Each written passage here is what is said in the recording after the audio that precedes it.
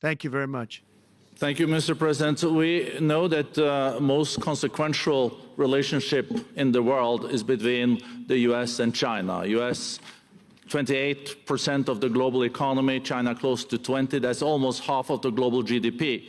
And we know that you called President Xi Jinping last Friday.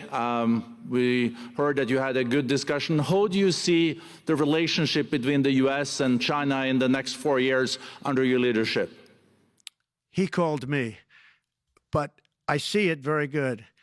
I think that we're going to have a very good relationship. All we want is fairness. We just want a level playing field. We don't want to take advantage. We've been having massive deficits with China. Biden allowed it to get out of hand. He's $1.1 trillion deficit. It's ridiculous. And it's just an unfair relationship.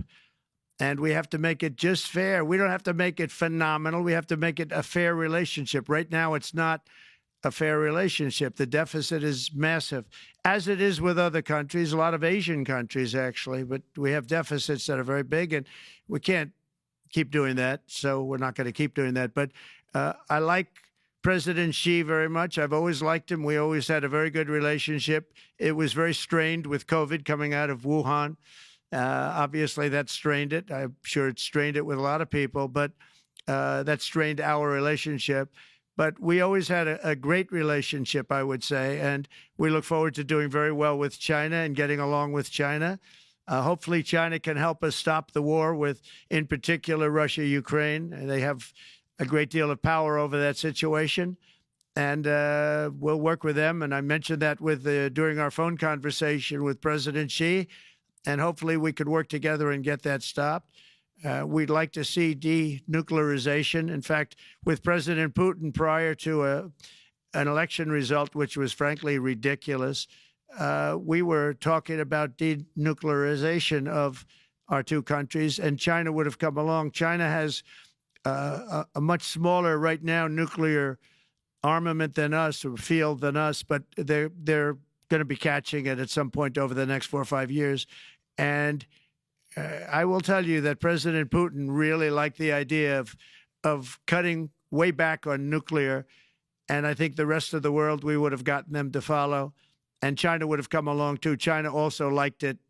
Tremendous amounts of money are being spent on nuclear. And the destructive capability is something that we don't even want to talk about today because you don't want to hear it. It's too depressing. So we want to see if we can denuclearize, and I think that's very possible. And I can tell you that President Putin wanted to do it. He and I wanted to do it.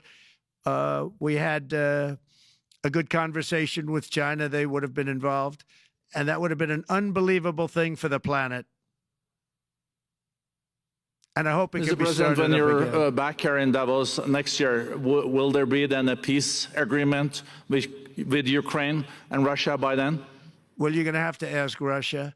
Ukraine is ready to make a deal. Just so you understand, this is a war that should have never started. If I were president, it would never have started. This is a war that should have never, ever been started.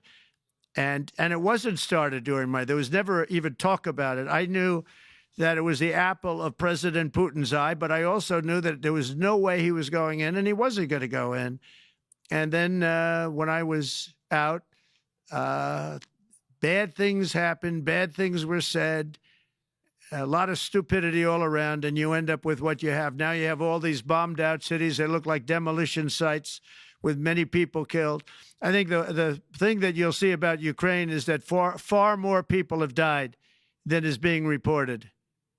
And I've seen that. But far, far more people have died. When you look at a city that's become a demolition site where big buildings have been collapsed by missiles hitting them and everything else. And they say one person was slightly injured. No, many people were killed. Those are big buildings. I was surprised at how that was my business. These are buildings that go 2 and 3 blocks long. They're 20 stories high. They're big, powerful buildings, and they were knocked down, and there were a lot of people in those buildings. That announced that 2 people were injured. That's not true. So I think you're going to find that there were many more people killed in Ukraine in the Ukraine war than anybody has any idea. But if you look now, so many of the people being killed are soldiers just facing each other with guns, rifles, and drones, the new form of warfare, drones. And it's a very sad thing to see. And when you see pictures of the fields that I see, nobody wants to see it. You'll never be the same. Thank you very much, Mr. President, on behalf of all the 3,000 participants here in Davos. We really underline that joining us the third day in your presidency, live taking questions here is so appreciated, and we are already ready for receiving you next year in person. So thank you very much, and all the best from Davos. Thank you. Thank you very much.